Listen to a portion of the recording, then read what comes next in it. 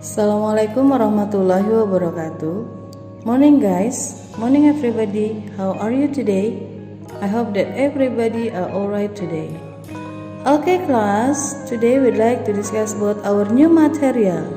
That is about pronoun. Baiklah kelas, hari ini kita masuk ke materi baru, yaitu tentang pronoun atau kata ganti. Ya, kata ganti adalah kata-kata yang digunakan ketika kita ingin memperkenalkan orang lain atau menunjuk sesuatu dengan menggunakan kata ganti. Nah, fungsi kata ganti ini banyak sebetulnya, dan kata ganti nanti terbagi menjadi 5. Tapi sebelum kita discuss detail, ya, saya coba kasihkan dulu beberapa sampel kalimat. Contoh. Ya, I am a student. My name is Anita. She is my friend. You are my best friend. Their home is small. Dan sebagainya. Oke. Dari beberapa kalimat yang sudah saya ucapkan tadi, di situ ada beberapa kata ganti yang digunakan dan ternyata fungsinya beda-beda. Ada I yang berfungsi sebagai subjek, ada my yang berfungsi sebagai possessive adjective, terus ada their juga berfungsi sebagai possessive adjective, dan lain-lain. Oke, dari contoh tadi kita bisa simpulkan bahwa yang pertama, pronoun itu terbagi menjadi 5 bentuk. Yang pertama ada subjective pronoun. Yang kedua ada objective pronoun. Yang ketiga ada possessive adjective. Yang keempat ada possessive pronoun. Yang kelima ada reflexive pronoun. Oke, kita masuk yang pertama, yaitu subjective pronoun. Subjective pronoun terdiri dari I, you, we, they, he, she, dan it. Oke. Ya, yang kedua, objective pronoun terdiri dari me, you, us, our, their, him. Oke. Dan terakhir it, ya. Oke, yang berikutnya. Setelah ada subjektif, ada objektif, kemudian ada possessive pronoun. Ada possessive adjective. Possessive adjective terdiri dari my, your, our, their, his, her, dan its. Oke, ya. Yang keempat yaitu setelah ada possessive adjective, yang keempat ada possessive pronoun. Possessive pronoun terdiri dari mine, yours, ours, theirs, his, hers, dan its. Oke. Nah, kemudian yang kelima ada reflexive pronoun. Untuk yang reflexive pronoun kita cancel dulu ya. Nah, nanti kita informasikan atau kita bahas belakangan. Oke, dari 4 yang tadi pembagian pronoun ada subjective pronoun, objective pronoun, possessive adjective, dan possessive pronoun.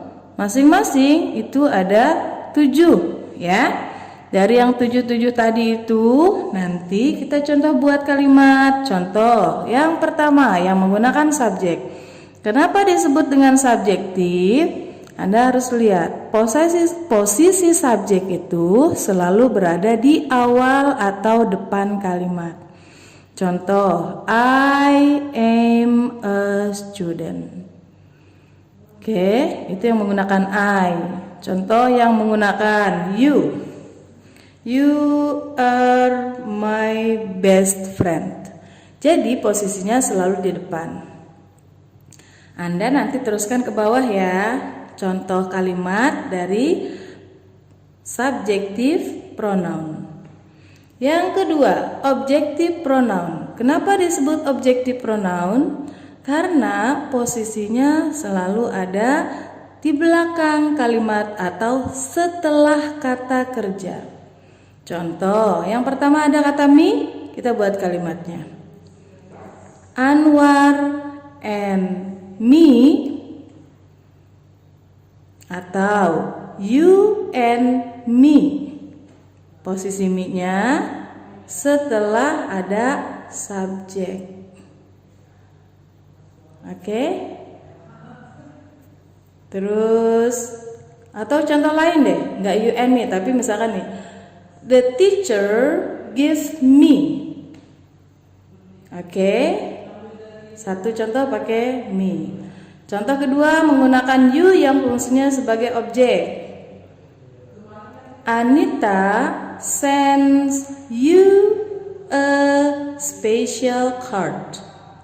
Oke, jadi ada me, ada you yang fungsinya sebagai objek. Terus, possessive adjective. Tadi terdiri dari apa saja? Oke, ada my, ada your, ada our, dan sebagainya. Oke, saya kasih contoh ya. Satu, contoh menggunakan my. Possessive adjective itu adalah menyatakan kepunyaan atau milik. Jadi misalkan buku saya menjadi my book, rumah kamu your book, dan sebagainya. Tapi kalau masuk ke dalam kalimat harus lebih lengkap. Contoh, your book is on the table, dan sebagainya. Oke, terus yang keempat yaitu setelah ada subjektif, objektif, possessive adjective, dan possessive pronoun. Kita coba dikasih yang possessive pronoun. Possessive pronoun itu biasanya menyatakan milik atau kepunyaan tanpa menyebutkan bendanya. Oke. Contoh, ada spidol atau marker di atas meja. Terus ada yang nanya, "Hey, itu punya siapa?" "Oh, that is mine." Ya, that is mine. Itu milik saya. Oke. Nah, saya sudah kasih beberapa contoh kalimat. Semoga kalian pahami atau coba pahami dulu ya. Setelah Anda paham, saya minta Anda buatkan kalimat dengan menggunakan pronoun yang lebih lengkap. Artinya, subjektif, buatkan saya 7 kalimat subjektif dengan I, you, we, they, he, she, dan it. Kemudian yang objektif juga sama, buatkan 7 kalimat menggunakan me, you, dan seterusnya. Kemudian yang keempat juga sama, buatkan kalimat dengan menggunakan mine, yours, ours, dan seterusnya. Oke? Ya, jadi tugas kalian untuk pekan ini adalah buatkan kalimat dengan menggunakan pronoun atau kata ganti yang sesuai. Buat menggunakan kalimat sendiri.